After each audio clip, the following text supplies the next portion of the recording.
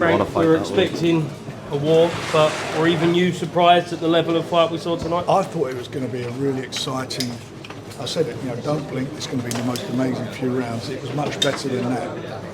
It was just a phenomenal fight, phenomenal to watch, to witness, and see these two guys what they did, bearing their soul and Daniel getting off the floor and the canvas and coming back how he did, and it swung both ways the fight, and it was just a privilege to watch.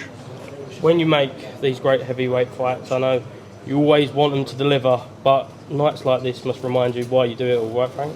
This is the best. I think this is the best fight card I've done. That's how good it was. Give us a dream fight for Daniel next. Who would you like to see Daniel fight? Well, there is a rematch clause, so we'll see what happens. If they decide to pass it for now. We'll see what pans out in the next few months with all these various heavyweight fights that are happening, and that'll determine what's going to happen. Moses Atown was WBO #1. Correct. Is that likely to be next? It may well be, but there's lots of different fights and permutations. We're not going to definitely do it tonight, that's for sure. So let Daniel go away and enjoy himself. And as I say, there's a rematch clause in the contract. That's a huge fight, the Atown #1. It's a huge fight. They're all huge fights. All these heavyweight fights are huge fights, aren't they? Aji in Germany sold out, a huge fight.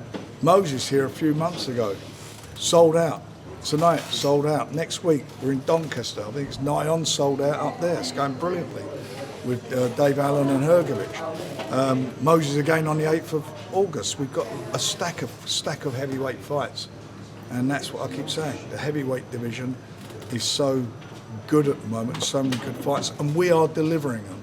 And the guys want to fight each other. That's why they're signing up to Queensbury. They're not signing up to like with some. They go with a promoter and they duck fights. They're signing up to help us make the fights happen. What did Moses say about it? Sorry? What did Moses say about the fight? He loved it. Frank, just with Fabio, obviously he's gone from tough fight to tough fight to tough fight. He didn't need to take Daniel Dubois, and he did.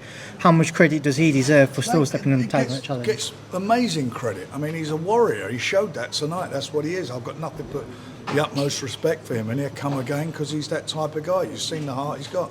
And so did Daniel, who's been in a load of tough fights. He's not had an easy fight. He's fought, two fights with Usyk. And then before that, I think he had 5 or 6 guys who are all top 10 ranked. And he was an underdog in every single fight. Frank, you've had a few golden years in your 40-odd years in boxing. Is this the most golden one? It's certainly feeling like it at the moment. I'm enjoying it, yeah.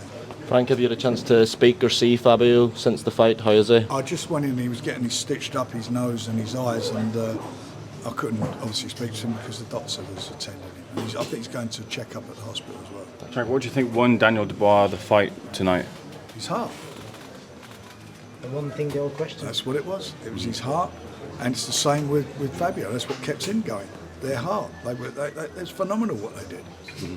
Frank, any indication of initial pay-per-view buys, pay-per-view numbers from DAZN? Won't know that until Monday, Tuesday, Wednesday, whether it is. Should it have been stopped earlier? Should it have been stopped? In your opinion? I think so. Yeah. Who's responsible? Because it seemed like Howard Foster was thinking about it, but he didn't want to make that call. Who said it again? Howard Foster looked like he was thinking about it, but he didn't want to make the call. Well, he did. Eventually, yeah. And then he called the doctor twice, and look.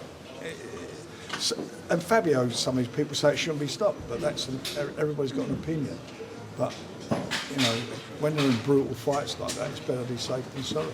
Frank, outside of this, we've seen Dana White say on stream that he's going to be the promoter for Fury versus AJ. What's the situation with that? Well, he's not, because the contract with Tyson says that Zuffa will not be able to promote that fight. So where has he got that from? I don't know. Asked him. It's just bullshit. Mm-hmm. Any news on Atown as opponent for August? No, not yet. In a couple of weeks' time, let the dust settle and see where everything goes, and we'll have a nice press conference and let's tell you, and we'll get off to the next one. Any news on Zach? Sorry? Any news on Zidane? He had a problem with his passport, but hopefully that's resolved and we get him out. Frank, what about Zach Chelli tonight, upsetting the odds against David Morrell? Do you know what? That's probably the biggest upset I've seen in a fight since probably Amir Khan getting beaten by Breeders Prescott. It was just an amazing. I mean, you've got to take your hat off to him. I mean, you think the fight he had with Benavidez, and You look at that, it's just unbelievable what he did. So is that with Queensbury? What's the situation with him? Yep. Frank, you should step in. All the good fights are with Queensbury. You know? Frank, obviously, there was a lot of talk about Callum Smith and David Morrell. Do you reckon we could see Zach and Zach and Callum Smith now? We'll see. Let's see what happens. He's launched himself into a good position. Excuse me. All good? Good, lovely. Thanks for, as always for helping us.